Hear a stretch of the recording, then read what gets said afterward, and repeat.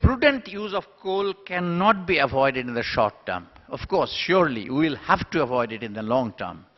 But in the first session, in the lunchtime, I was saying, Sandipan Chakravarti, that I can make a bet with you that nothing will happen in 2022 or 30 even, in a major way, where he said all the coal-fired power station will be in the back burner. I said no. Probably you can talk about that in 2050, but not in 2020 or 2030, because the infrastructure will not get up to that situation, most certainly. So if it is so that we, in the short term, particularly China and India, and very frankly, they are the country which counts today.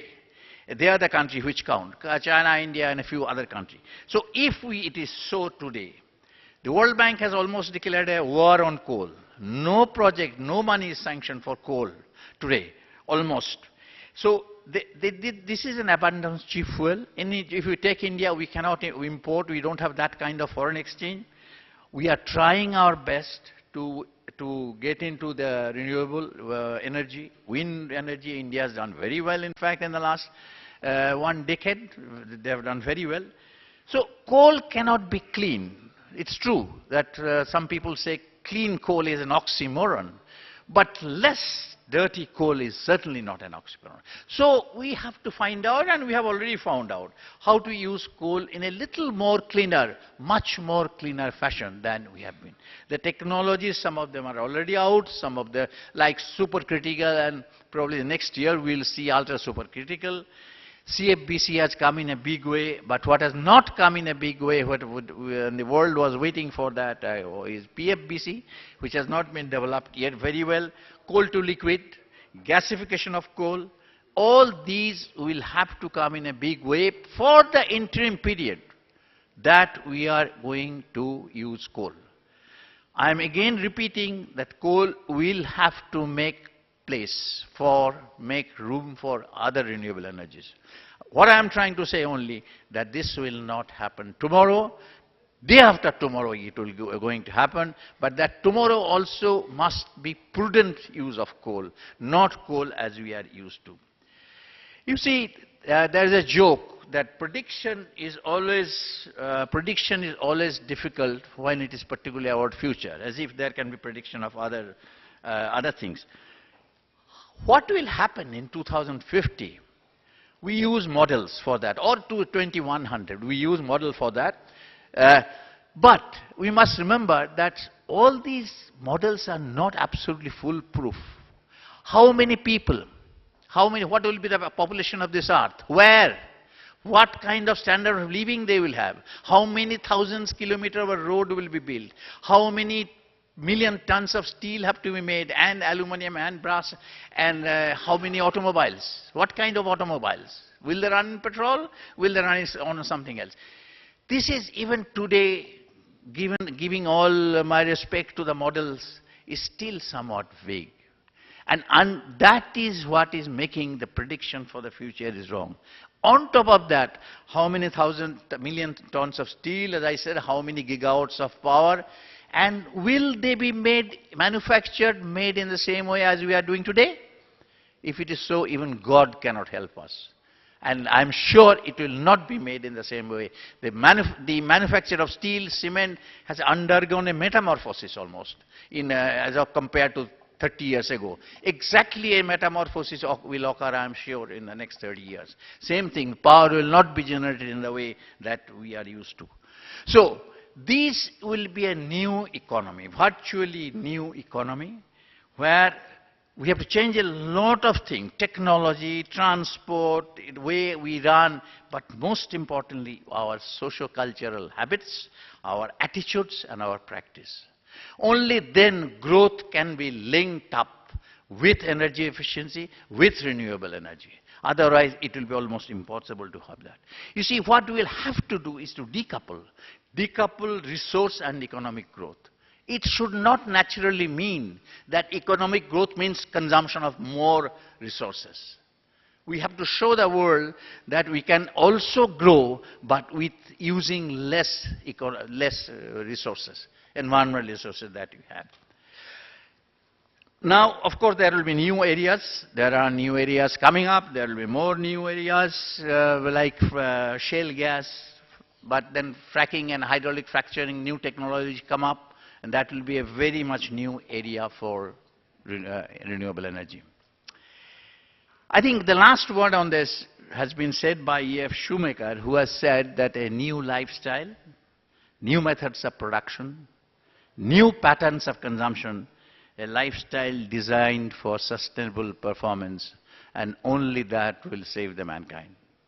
Thank you very much for your patience.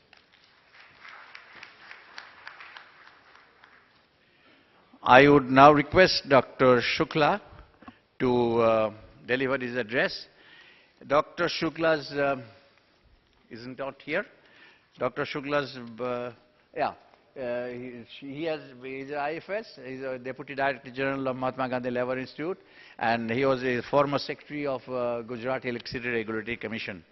And the Electricity Regulatory Commission, SERC and CERC, SERCs and CERC, they play a very important part today in energy, regulating the energy.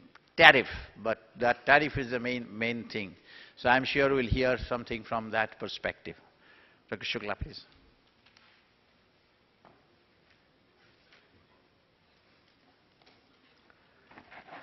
Good afternoon, Mukherjee Square and distinguished guest.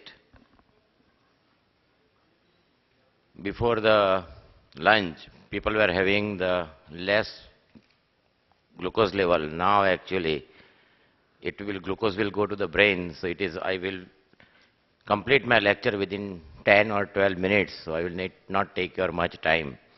Now, actually earlier a lot of people have spoken optimistically about the energy and growth. Some have already said that future of renewable is very bright. Now, what will be the growth? Definitely, in spite of even today's Prime Minister's speech, if you were lucky or were able to listen it, India was on a very good track of the economical growth. And always, this is not a problem pertaining to India. It is problem pertaining to Europe, America, China, and whole globe. So definitely, our growth scenario will be not that bright, which we used to feel 5 years back, but definitely it will be very bright. Now, in this scenario, what we have to look at? We have to look at first and foremost thing is, it was our pledge. After ECO 92 Earth Summit, it was our pledge to reduce our greenhouse gas intensity by 20 to 25% from 2005 level to in 2020, minimum 25%. So this is the basic thing. Now, if you see coal, either whatever we feel, we have the fourth largest coal reserve. Our nearly 57 to 65% energy is coming from coal. Renewable is only 12%. Hydro is 19%, but again we are not endowed very much with the hydro. And if you look at the long-term perspective, if we want energy security, we have to make judicious decision. And there is a very famous saying, as you all know, if you don't remember your past, you are condemned to repeat it. And since independence we have seen why we have not been able to achieve whatever goal. Our projections are par excellent, our policies are fantastic, our regulations are at par with any country in the world. What is the problem? So, problem is, there are three major things as far as India is concerned. We are not pragmatic. We make policy, we don't implement. If someone try to implement, it is not easy to implement. And last thing, there is no proper supervision or regulation of the policy. Now, if you see the scenario, whatever, we are the fourth largest consumer of electricity. This is actually a lot of our statistic is we are second largest pool of scientific manpower. This is not a great thing because after US, China and Russia, but our per capita consumption is very low. And as Mr. Mukherjee mentioned, but any country, socio-economic or any other statistical data, if you want to see, our per capita consumption is nearly very low, below 1,000, while in Europe or America it is too high, 10,000. But it doesn't mean it was a goal, our projection that by 2012 we all will have electricity for everyone. Even today, I think half of the population don't get electricity. At the same time, 24/7 quality supply, I think none of you have seen in your life, except in Gujarat even in 1970. Again, there is a lot of hype, so I am from Gujarat, that's why I'm not saying, but when I was in college, we have never seen power cut in Ahmedabad since 1970. So, what is the reason actually? So, here the most important thing is judicious mix of the conventional and renewable energy. Now, what are the advantages? Actually, another thing is we have good potential. Now, latest projection of the wind is 100,000 megawatt. Solar is again 100,000 megawatt approximately. But we don't have too much of the hydro, and also one must keep in mind that biogas and biofuel, people are having lot of notion about this will be very successful. But we must keep in mind, even in West Bengal, the biogas, the raw material prices increase so high. Same thing can happen with the biofuel, because lot of the, when I was in Brazil in 91, 50% car used to run on ethanol. Can we achieve this? No, because we have jaggery. And another byproduct, you all know, we are again one of the highest consumer of the alcohol. So that ethanol will not be available easily. So what is our options? Our options are two.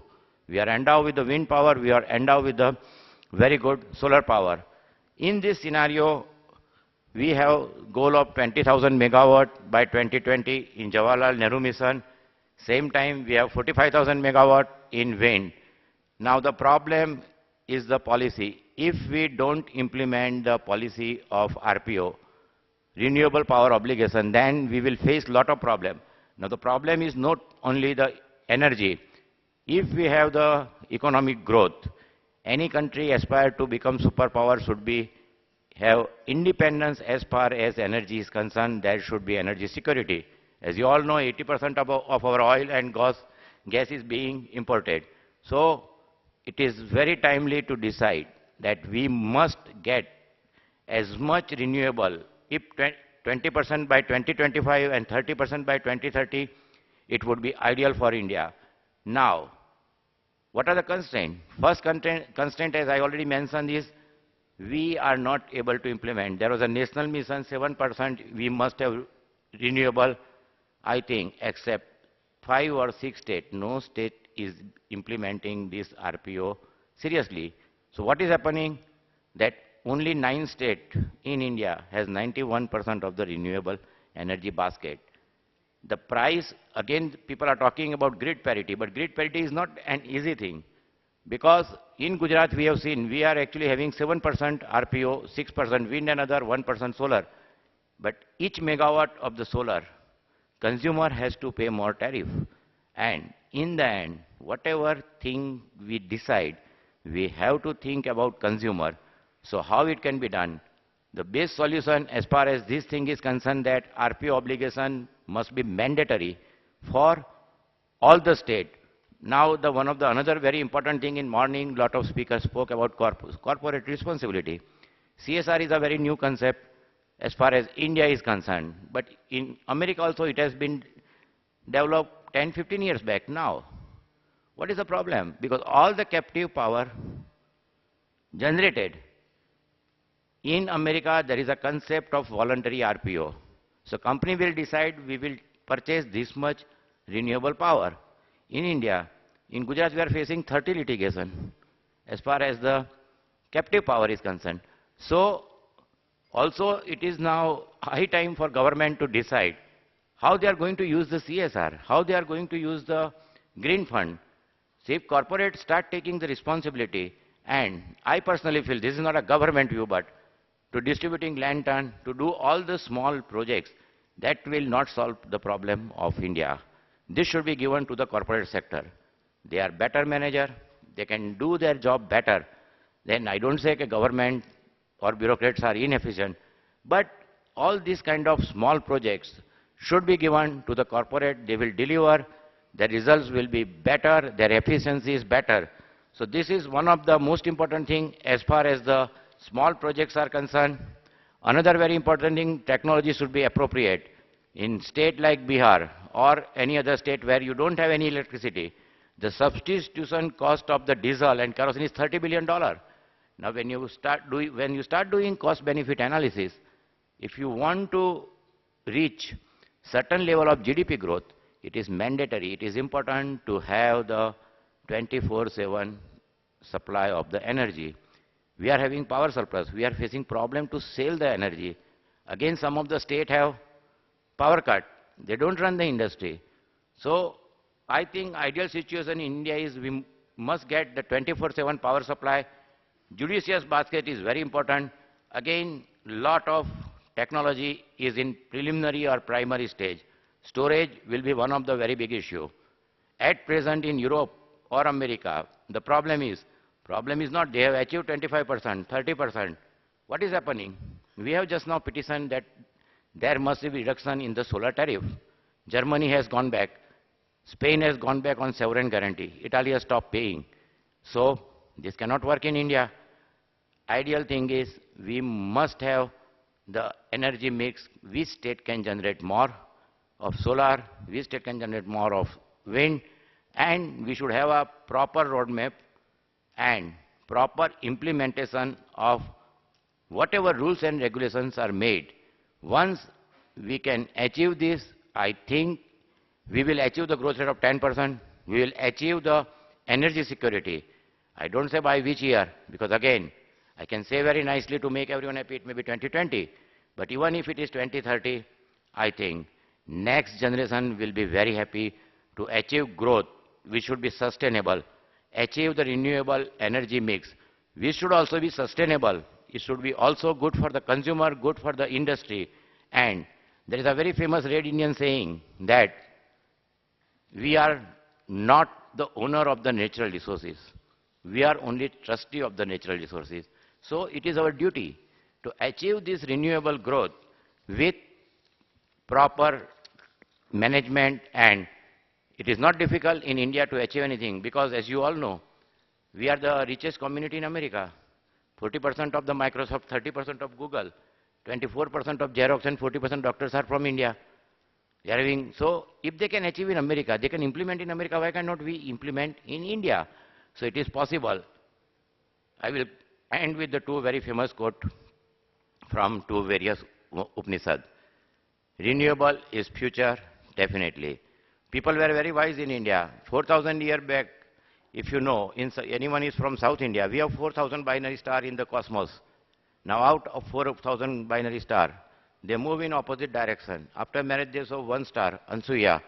Why? These are the only stars which are moving together. Now out of 4,000, how they found, I don't know. So they have said, there are two nice sayings. One is from Taittiriya Upanishad. Namaste Vayu Tome Pratyaksham Brahmasmi means, O Vayu, you are the directly perceivable Brahman. Brahman means supreme power. This is for wind. Second, I give you from Aditya Hridayam for the sun. It's a very nice saying, Haridaswa Sahasrarchi, Sapta Sapti Marijman, Timoron Mantin Sambhut Vasta Martan Ansuman. What it says? It's correctly said, 0.8% of the solar energy can supply the whole global energy requirement in 2050.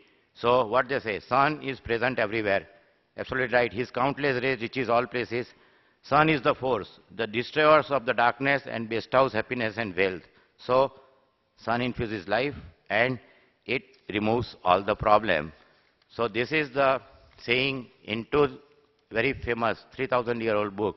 I will conclude with, I'm in Calcutta, so I must say something from Rabindranath Tagore. But this is, I think, ideal occasion. I think 1 minute. It is in Bikashor Pan Utsav, Manobani. What he says, O generous life, O child of nature, let the force of life fill you.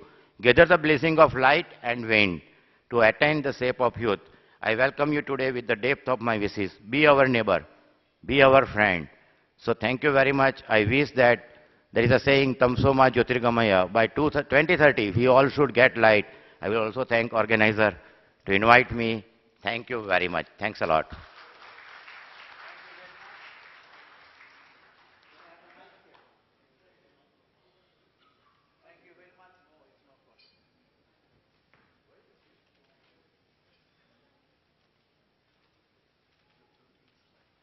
Thank you very much, Mr. Shukla.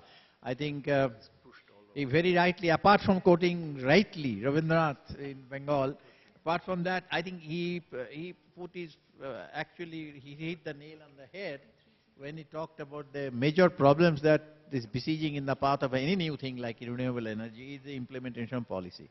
We are not good at, we are maybe good in policy making, not very good in policy implementation. And a very good policy can be destroyed by a bad implementation. And then, of course, a judicious mix. Most important thing is judicious mix. We must not be biased, get onto something, but it must be that there should be judicious mix. Keep our eyes open. Thank you very much, Mr. Shukla.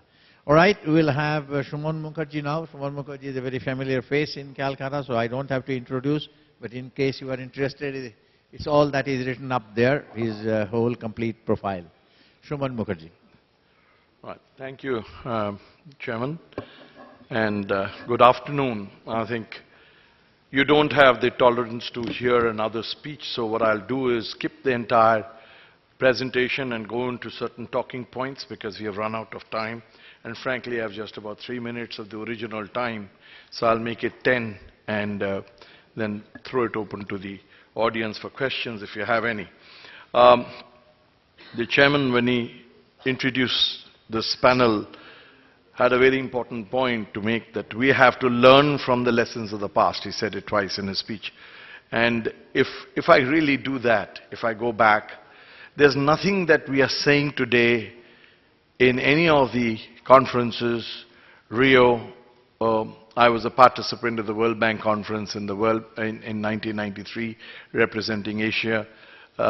There's nothing that is being said today which is not known, say 3,000 years ago, or even in our school days. Early to bed and early to rise make you healthy and wise. If we just followed that, we would cut down on electricity consumption, because you go to bed early and get up early, which is what the village folk do, and they don't have this kind of problem that we are doing. If you look at the scriptures, and if you're otherwise religious, you'd know that there is the only way to pray the lingam, Shiva, is you start with a prayer, Sharbaya Kitimattaya Namo, Bhabaya Jalamurtaya Namo, Rudraya Ognimurtaya Namo, Ugraya Bayumurtaya Namo, Bhimaya Akashamurtaya Namo, Pashupate Jajmanamurtaya Namo, Ishanaya Shurjamurtaya Namo, Mahadeva Shomamurtaya Namo. So if I look at it in the perspective, what am I praying for? If I want a tranquil, not the Tandav in Shiva, but the tranquil, the peace in world, that can come only if we worship earth, water, fire, wind, creatures, the ecosystem, and then only, if we take care of them, will you have tranquility. Otherwise, if we allow the greed to get better of us, then ecological disasters like tsunami would be much lesser traumatic for us than what we are likely to see, and we are already witnessing in the financial tsunami that the country is now facing.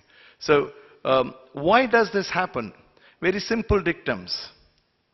We will talk about taking care of the poor and the rich and all that. Very simple dictum. Remain within your means. If in the name of globalization you've learned to consume, and you've not learned to produce, and you've not learned to sell, if you're not efficient, if you don't believe in efficacy, then you'll drain out the resources that you have. Because living does not mean consumption. Living is not just need and desire and greed. Living is doing things in such a manner that you justify what you need.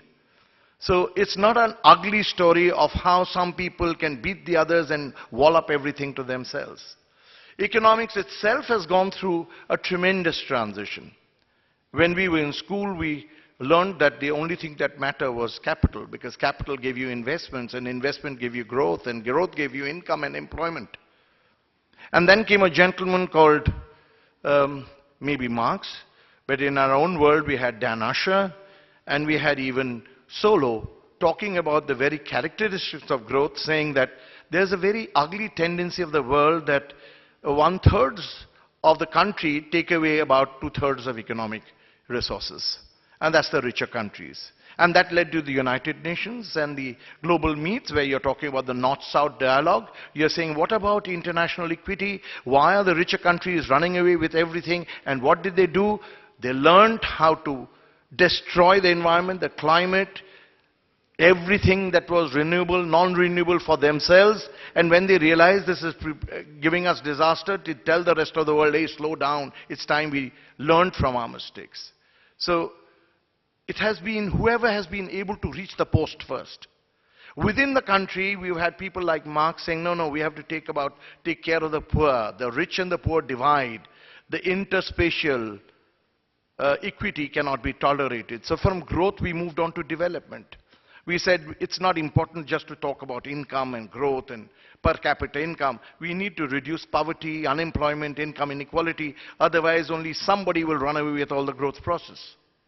And today, just at this juncture, we are talking about intertemporal equity. We are saying we should not use the resources of the world such that the future does not have an existence. So are we sure what we are saying? From a story which said, let's concentrate on capital and investment in production, then we moved on to saying, let's talk about interspatial, interregional equity, the backward states, backward regions, backward countries, the international inequity, rich countries, poor countries divide. Now we are talking about the present generation, future generations divide. What are we leaving for the future? So there does not seem to be a consistent thinking on our parts. And when you go back to Alice in Wonderland and you talk about what he was asking the Cheshire Cat, where do we go from here? And the cat replies, where do you want to go? So the question has come back a whole circle today when we are saying, cut down on your needs. Growth is a function of two variables, savings rate and capital output ratio. So the whole world and the world of economics was bothered about how to increase savings rate, a la investment rate, and capital output ratio, reduce, make technology more efficient. Somewhere down the line, we forgot there's something called a resource. And we've been spending almost half the day debating about the use of coal. You need to remember that a country was called underdeveloped because it was a colony of the rich countries. And the poorer countries, which are known as colonies, were called economies of mines and plantations. And what was the reason we were called mines and plantations economy? Because we were producing coal, producing raw material for industrial development of UK. And that's how the British colony used that. You have that adage saying the sun never set on the British Empire. Because what they had done is colonized the rest of the world. Took raw material for them, finished and fabricated in their factories, sold it back with value addition to them, and this ruthless exploitation allowed growth of those countries. Has that stopped? We do not sell coal anymore. In fact, we need more of the coal today. And it's ironical. If we don't have enough, we'll ask them. We'll ask Australia to send us coal. And we were told mines and plantations is not acceptable because that's the dirtier technology. That's where the value addition takes least. So that's the model of exploitation. And when doing the problems of economic reforms in India, I was asking Biju Patnaik. I conducted that study on behalf of some leading chambers of commerce. And then the Ministry of Finance asked me to get involved in it.